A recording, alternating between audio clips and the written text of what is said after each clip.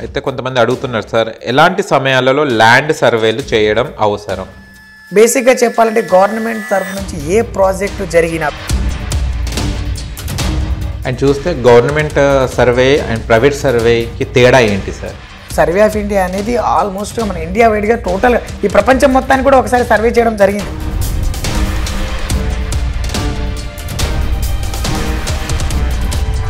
ఆ internal by parts ఏదైనా survey numbers ఉంటే అవేమన్నా సపరేట్గా చేసుకోవాలనుకున్నప్పుడు మీ వరకు మాత్రమే పనిచేయడానికి ప్రైవేట్ సర్వే అనేది పనిచేస్తుంది. డబుల్ రిజిస్ట్రేషన్ అనేది కామన్గా జరుగుతుంది. అవి డబుల్ రిజిస్ట్రేషన్ జరిగిందని ఎలా గుర్తిస్తారు? ఒకవేళ గుర్తిస్తే దానికి పరిష్కారం ఎలా ఉంటుంది? దాన్ని వచ్చిన తర్వాత ఇవన్నీ ప్రాబ్లమ్స్ క్రియేట్ అయినాయి.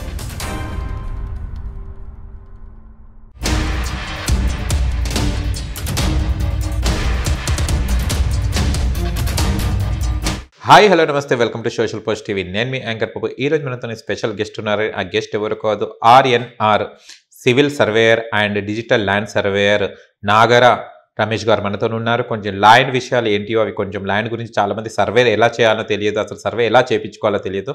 ఆ విషయం మీద సార్ని అడిగి తెలుసుకోవడానికి ప్రయత్నిద్దాం. నమస్తే సార్. నమస్తే sir.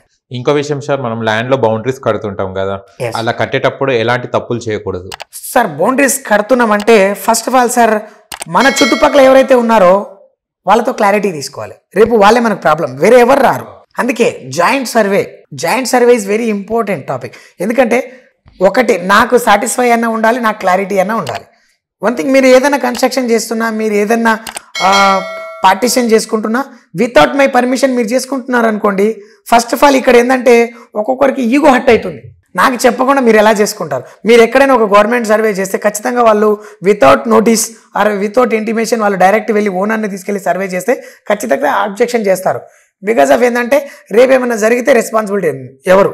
So without intimation and my అవేర్నెస్లో, నా నాలెడ్జ్లో జరగాలి. అది ఏదైనా జరిగితే నా నాలెడ్జ్లో జరిగితే దాన్ని నేను రెస్పాన్సిబిలిటీ. రేపు ఏమైనా అయినా కూడా నేను ఆ రోజు చూసుకోవాల్సింది, నేను చూసుకోలేదు, సో బై మై మిస్టేక్. దానికి ఒక క్లారిటీ వస్తుంది. వితౌట్ జాయింట్ సర్వే మీరంతా మీరు చేసుకుంటే నాకు ఈగో హట్ అయ్యే ఛాన్సెస్ ఉంది. చాలామంది అదే ఫీల్ నేను చూస్తున్నా, డైరెక్ట్ లైవ్లో చూస్తున్న దాంట్లో ఏంటంటే అది చేసి ఉండొచ్చు, బట్ నాకు చెప్తే బాగుండేది. నేను చెప్తే నేనే వచ్చి దగ్గరుండి పెట్టించేవాడిని. లేదంటే ఒక్కొక్కరికి ఉంటుంది.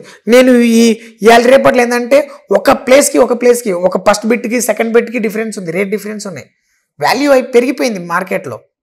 సో ఏదైనా కావచ్చు, నేనెందుకు ముందుకు రావద్దు, మీరెందుకు ముందుకు తీసుకోవాలి అంటే, ఒక సర్వే నెంబర్లో ల్యాండ్ ఎవరైనా ఫర్ ఎగ్జాంపుల్ ఒక 5 acres ల్యాండ్ ఉంటే ఒక 5 members ఉన్నారంటే వీళ్ళ అండర్స్టాండింగ్కే ద మెయిన్ రీజన్. అంటే వీళ్ళు అండర్స్టాండ్ అయితే ఎక్కడైనా తీసుకోవచ్చు, దానికి ఎవరు ఇంటర్ఫియర్ అయ్యే ఛాన్సెస్ లేదు.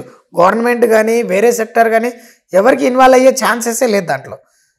Who is the responsible and who is the main right persons అంటే వాళ్ళ అండర్స్టాండింగ్ తీసుకొని ఎవరైనా కానీ ఇవాళ రేపు ఏం చూస్తారు, ఒక ప్రాపర్టీ ఉందంటే దానికి ఒక ప్రాపర్ వే ఉండాలి, ఒక ప్రాపర్ డాక్యుమెంట్ ఉండాలి అండ్ ప్రాపర్ పొజిషన్ ఉండాలి. ఇది 3 మెయిన్ థింగ్స్. ఈ మూడింటిని చూసుకుంటూ అండర్స్టాండింగ్లో చేసుకోవాలి. సో ఎవరైనా వచ్చేసి నన్ను కావాలని చెప్పేసి పక్కన పెట్టేస్తున్నారు, కావాలని నా దాంట్లోకి వాళ్ళు ప్రైమ్ ప్రాపర్టీ వాళ్ళు తీసుకుని నార్మల్ ప్రాపర్టీ నాకు ఇస్తున్నారంటే సో మిస్అండర్స్టాండింగ్స్ పెరిగిపోతాయి. మెయిన్గా అలాంటివి ఏమన్నా ఉంటే తర్వాత ఫ్యూచర్లో ప్రాబ్లమ్స్ స్టార్ట్ అవుతాయి. సో ఎంక్రోచ్మెంట్ జరగడాలు, గొడవలు అవడాలు, కేసులు పెట్టుకోవడాలు ఇలాంటివి జరుగుతాయి. అందుకనే ఏదైనా బౌండరీ సర్వే కావచ్చు, ఎలాంటి సర్వే కావచ్చు, మనకి ఎవరైతే ప్రాబ్లం వస్తుందని రేపు ఎవరితో ప్రాబ్లం రావచ్చు అని మనకు తెలిస్తే వాళ్ళని డెఫినెట్లీగా అక్కడ పెట్టుకొని సర్వే చేస్తే ఒక సొల్యూషన్ తీసుకున్నట్టు ఉంటుంది. అండ్ ప్రాపర్గా ఒక్కసారి మీరు ఏదైనా సర్వే చేసుకుంటే దాని యొక్క కోఆర్డినేట్స్ కావచ్చు, దాని యొక్క డాటా అనేది మనం స్టోర్ చేసుకుంటే ఫ్యూచర్లో ఎవరైనా కానీ మళ్ళీ కొంచెం మందులో జరిగినా కూడా ఈ డిజిటల్లో మీకు ఈజీగా ఫైండ్ అవుట్ అవ్వడం జరుగుతుంది. ఒక ఇంచు జరిగినా కూడా ఫర్ ఎగ్జాంపుల్ నేను ఆ రోజు ఇక్కడ పెట్టుకున్నాను, ఈ రోజు మీరు ఇది జరిగారు, ఆ రోజు డాటా నా దగ్గర ఉంది. సో ఈ data is the very proof. మీకు రేపటి ఫ్యూచర్లో లీగల్గా కూడా వెళ్ళొచ్చు దీన్ని తీసుకొని.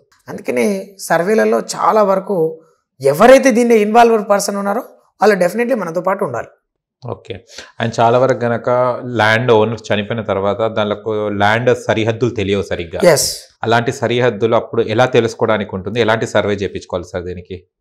సరే, చాలా ఇంపార్టెంట్ క్వశ్చన్. యాక్చువల్గా చెప్పాలంటే చాలా మందికి తెలియదు, బట్ ఇక్కడ ఏమవుతుందంటే రికార్డ్ ఈజ్ మెయిన్.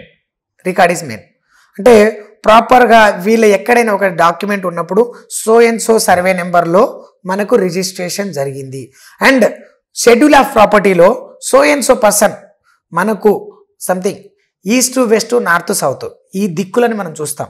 సో ఈస్ట్లో ఎవరున్నారు, నార్త్లో ఎవరున్నారు, సౌత్లో ఎవరున్నారు, వెస్ట్లో ఎవరున్నారు అనేది ఆ షెడ్యూల్ ఆఫ్ ప్రాపర్టీలో రాయడం జరుగుతుంది. సో మనకి ఏ ఫేస్లో రోడ్ ఉంది, ఏ ఫేస్లో పర్సన్, మన పక్కన రిజిస్టర్ ఎవరు చేసుకున్నారు, ఈ అనేది షెడ్యూల్ ఆఫ్ ప్రాపర్టీలో చాలా ఇంపార్టెంట్. సో ఇది బేస్ చేసుకొని ఈ ఒక్క డాక్యుమెంట్ తోటి ఒక సర్వేయర్ని హెల్ప్ తీసుకొని మీరు పొజిషన్లోకి వెళ్ళొచ్చు. అది మేము చేస్తుంటాం. బేసిక్గా ఇట్లాంటి దీన్ని మిస్సింగ్ ల్యాండ్ ఫైండ్ అవుట్స్ అంటాం. సో మిస్సింగ్ ల్యాండ్స్ని మనం ఫైండ్ అవుట్ చేయగలుగుతాం.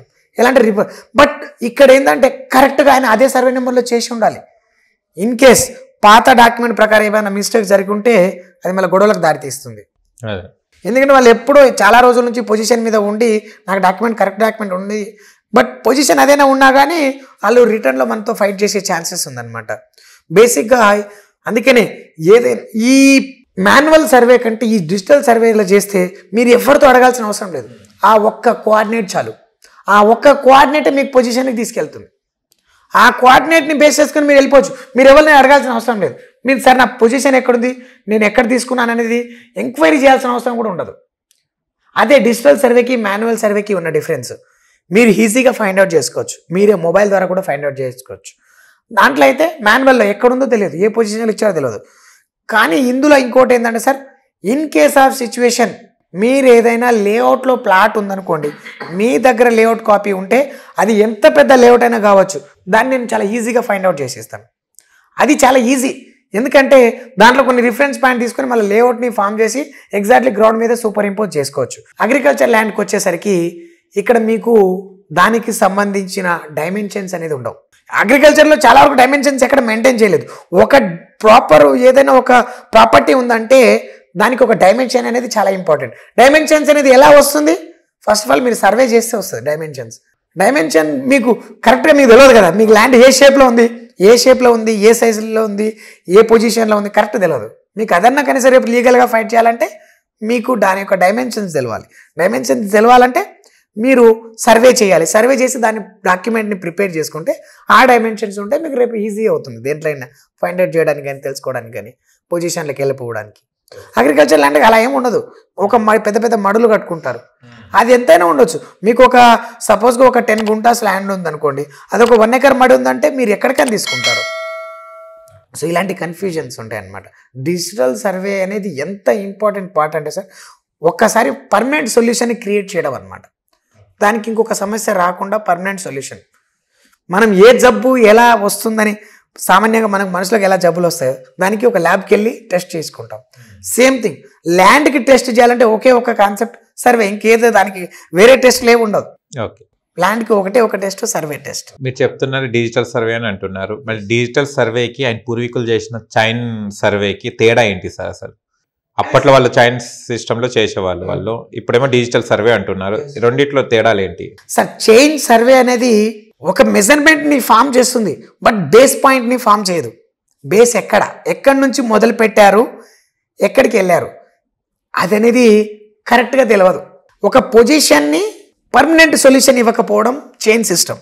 డిజిటల్ సర్వేలో ఒక పొజిషన్ని పర్మనెంట్ సొల్యూషన్ ఇవ్వడం. ఇప్పుడు for example sir, chain survey ఒక 20 ఏళ్ల కింద చేశారు. అప్పుడు ల్యాండ్ అంతా గుట్టలు ఉండేది. ఈరోజు మొత్తం గుట్టలన్నీ కొట్టేశారు. ఇప్పుడు మీరు ఎక్కడి నుంచి తీసుకెళ్తారు? మీరు ఎక్కడ స్టార్ట్ చేశారు చెప్పగలరు?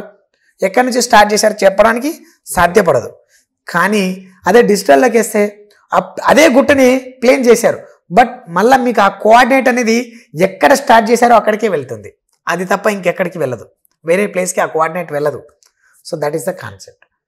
ఇక్కడ అది దీనికి ఒక చిన్న ఉదాహరణ అలాంటిది అనమాట.